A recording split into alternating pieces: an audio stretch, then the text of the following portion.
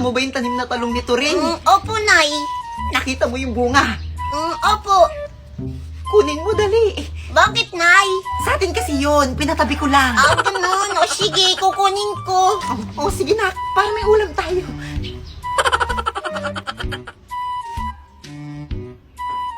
Paano to?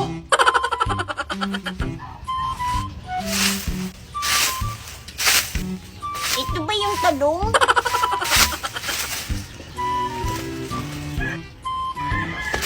Hoy! Ano yan?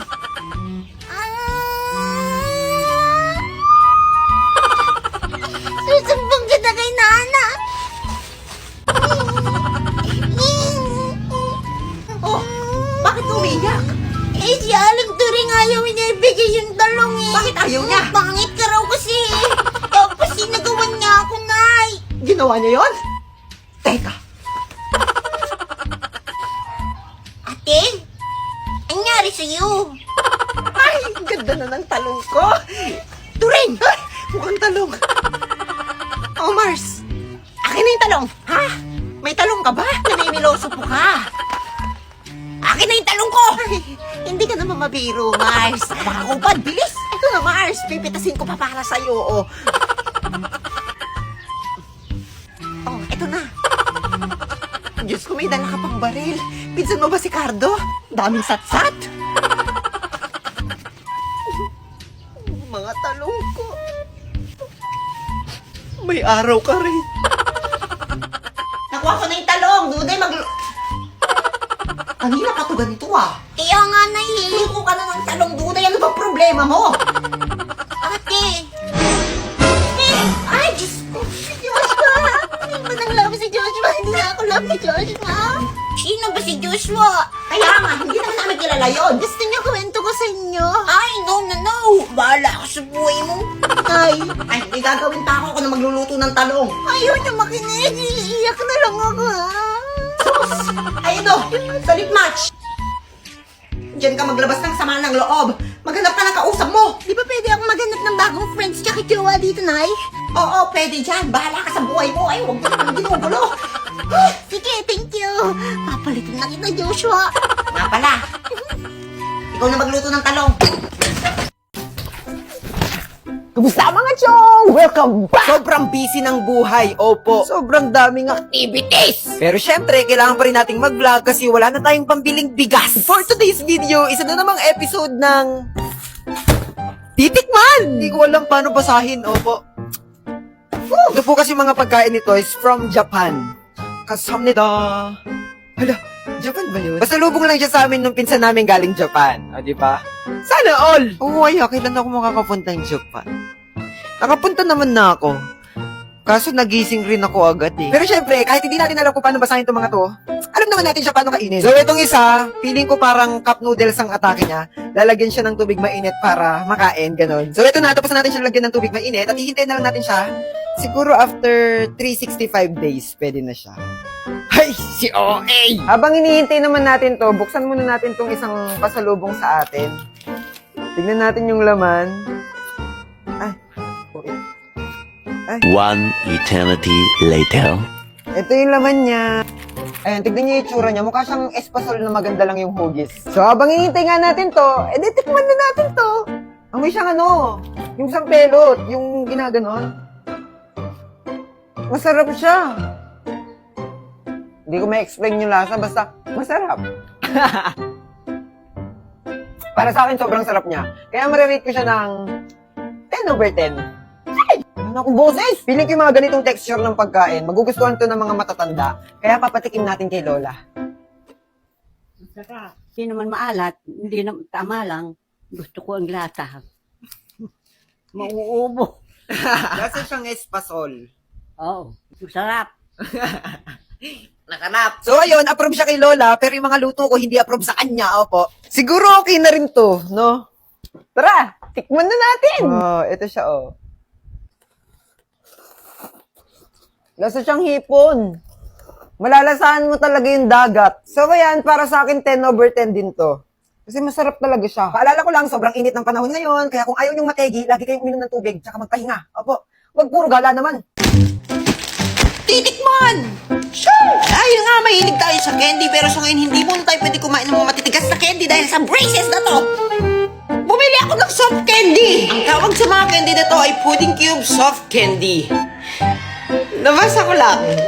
So kapag pumupunta na supermarket, hindi ko maiwasan tumingin sa mga candy dahil favorite ko nga yung mga candy. Tapos natagpuan ko nga itong dalawang to.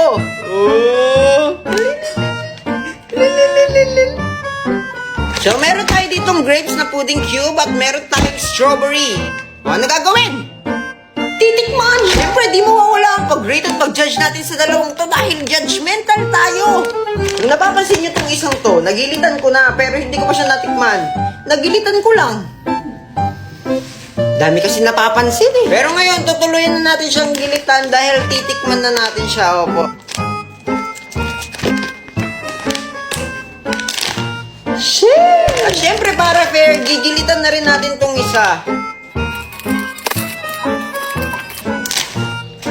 Shit! Dahil nga nabuksan na tong dalawang pasnayang candy na to, oras na para tikman!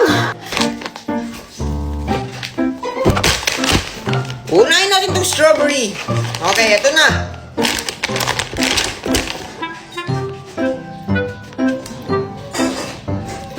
Di, ang hirap kagatin.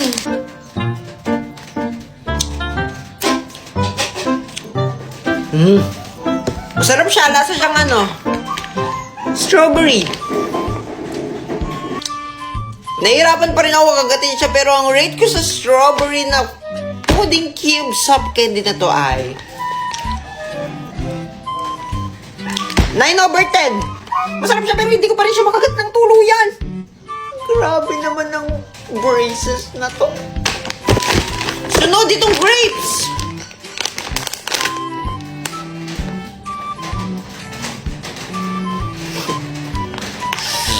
Bakit di ko makagat? Pero masarap siya. Nasa siyang grapes. Ay, so ang rate ko dito sa grapes pudding cube ay 9/10 kasi masarap pa rin yung lasa niya. Sisip-sipin!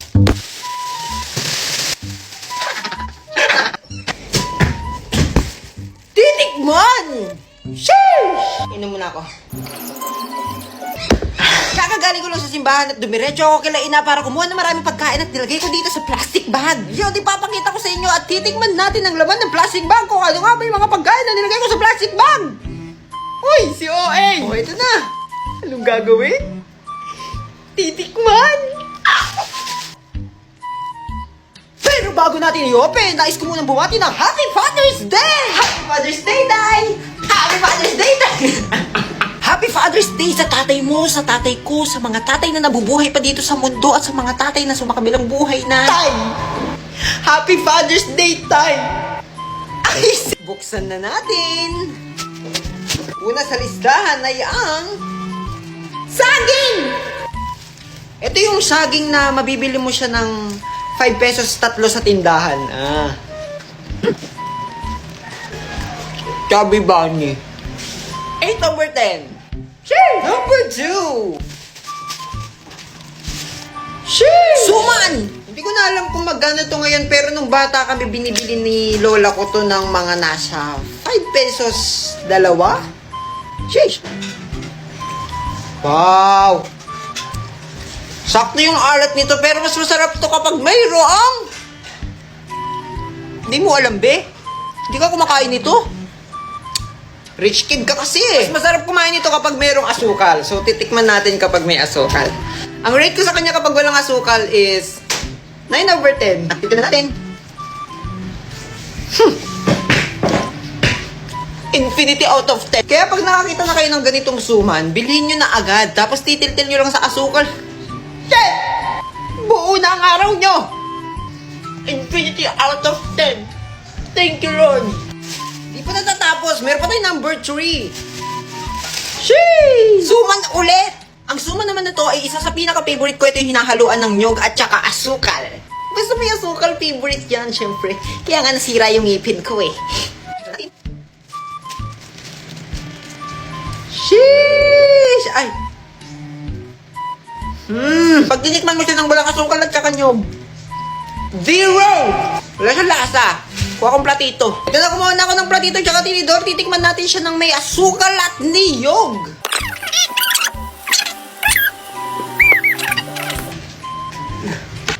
Tikman na natin. Infinity out of 10. Uubusin.